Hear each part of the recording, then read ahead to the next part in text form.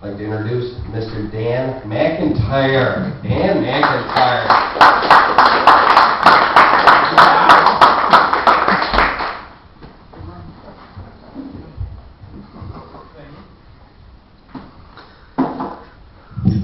Alright, how is everybody this fine evening here in Syracuse? Say, wise guys.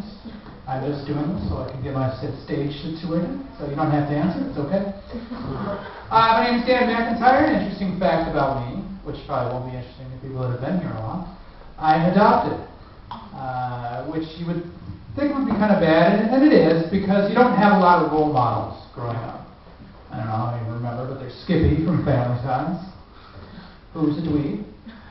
There's Steve from Beverly Hills 90210, which we all watch, who's a jerk, and Dave Thomas from Wendy's, who's dead. So I didn't have a lot growing up.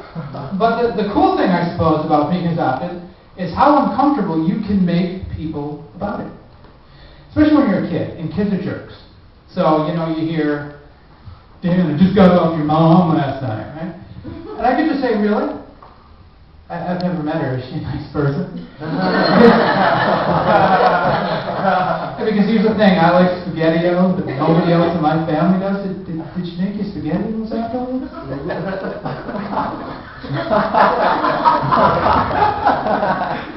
That certainly explain a lot. Then when your friends are like, geez, they try to be secret, man, because it's pretty hot. You can just walk up first. Yeah, because she's got a nice ass. And people later don't know what to say to that, especially at a wake. Who's the jerk, me or the guy making a comment about my cousin at a wake, really? Another interesting thing is I work in the TV news business. And so to go to this was the first time in all my careers that I had to take a drug test beforehand. And you would think, working in television news, that you'd want to be on drugs in order to do it. So I go to this place, you take the drug test, and I walk into the bathroom. And right above the toilet is a sign that says, please, do not put your sample on the back of the toilet. It will fall off. And I thought this was pretty presumptuous of the sign. Then I figured, you know what? Enough people have put a sample on the back of the toilet to warrant a sign. I can just imagine the doctor walking in, Dolores, we need a sign, this is enough. And the cool thing about the news business is some of the stories you get to read, because you get access to all sorts of wires. And there was this one story about Michael Vick, and it has nothing to do with the dog fight or anything like that, but this guy who was in prison was going to sue Michael Vick, claiming that Michael Vick had purchased Scud missiles from Al-Qaeda on eBay and was planning to use them. And that's horrific from Al-Qaeda. But then I thought, if I had the ability to buy Scud missiles on eBay, I'd do it. Wouldn't you? I mean, could you imagine, like, you move into a house and your neighbor's all a jerk and saying he's got a nice car and a nice boat. You can go, well, that's really nice, but dude, I got missiles. Anyway, yeah, and then you get to do things like a scanner, which is really gross. And now I work in the news business, so if I ever have to call the ambulance for some horrific, embarrassing thing, I will just ask them, please, I know I have a rectal bleed, but don't say it. People will hear it. It's the most disgusting thing in the world. So I am married, as you can see. Slightly less brush topic, I suppose.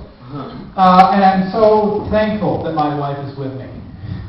See, my wife is half Chinese, half American-ish, whatever. A bunch of white stuff, let's put it that way. I don't really know. And I believe I told her once, within the first year of dating, I was driving her somewhere and I made some kind of wrong turn or something like that, and she criticized it. And I told her I was not taking driving advice from an Asian woman. Yeah, I mean, I used to refer to her as my little Twinkie, like yellow on the outside, white on the inside. She did not. And she was also in the news business, so my little Connie Chung. Yeah, that's the kind of great guy I am. But when we got married, which she did agree to marry me after all of that, I inherited a family. The interesting thing, the great story about my family is, that's right, they almost got into a fight at a Billy Joel concert. Yeah. mean, and the funny part is I was so out of it, I had no idea. I mean, my brother-in-law is great. I'm going to come down, I'm going to kick your ass, and all sorts of other things. And my father-in-law's, got his son's back, and another friend with us is all radio, and I'm just singing, you had to be a big giant, didn't you? Yeah, that's why I'm really, why I'm popular in the family. So, as you can tell, I like to go to the gym. See, that's not fair. I'm not supposed to laugh at that. That's so. Anyway, but the thing I noticed is a lot. I don't know if this happens with the women, and after I describe it, you're not going to want to know if it does either. Is a lot of old men have naked conversations with each other, and it's not even like just subtle, staying by the locker. Hey, how you doing, Bob? No, I mean it's like hey, oh my God, and the ball sack hanging down here. Oh, I had to mow that damn lawn today, and it was just. I mean, I have seen more old man naked ass and ball sack than I ever thought I would. Which to me would beg the question, how much old man ass and ball sack did I think I would see in my life? But I think I've pretty much reached the quotient on it. Yeah, I have it written here. So, who here likes to go to the mall? We're saying, well, but who does? Come on, help me go. Got a good joke following. No, it's all to say, but I was walking by Lane Bryant, which is the kind of a bigger person store. But the thing is, they had a sign, and it was called The Big Sale, which leads you to wonder what exactly got rejected for ad campaigns for this. You could miss a meal sale, or why don't you take a walk around maybe before you come in sale. A big sale. Somebody got fired.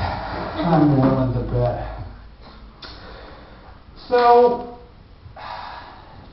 the other day I was with my wife, and we purchased a shelving unit from Target, which is a sure sign you're growing up when you're actually in Target on purpose to purchase a shelving unit. And so I'm watching my wife put it together. Well, I'm holding a piece, as I was instructed to do. She's, hammering away at the mallet, and, sounding a lot like my dad, like, don't they make these directions in English? And hitting a mallet, which we also had to buy, it turns out I didn't really know what that was. But, seriously, I really don't. I mean, places like Home Depot, if I go in there, they may as well just be shelves of air. I don't really know what anything does in that. When I was younger, I would have to go to AutoZone or whatever, and I would have to sit there and go over with my father, like word for word, what exactly it was that I was asking for. I mean, I was basically treating it like a little, a theater performance. I was just wanting to say, okay, Dad, here, what is my motivation? An oil change? Okay. I'll go in there and I would just repeat exactly. So my father really could have screwed with me and just told me all sorts of things that didn't make any sense. I mean, really, like, anyone asked me, like, God, what do you think's wrong with this car? All I can really do is, just kind of lean back. It's probably the transmission. I don't really know what a transmission is, where it is in the car. But I figure if I said that, transmission, you might want to look at the catalytic converter.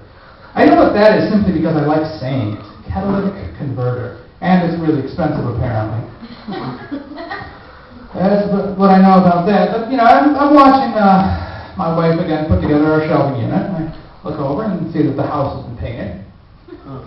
And, geez, that stereo light certainly didn't do that. And all the other things in our house that work simply because of my wife. And then it really dawned on me what my purpose in my relationship with my wife is. And that is simply to be the eye candy. Thank you very much. That's my time. I appreciate it.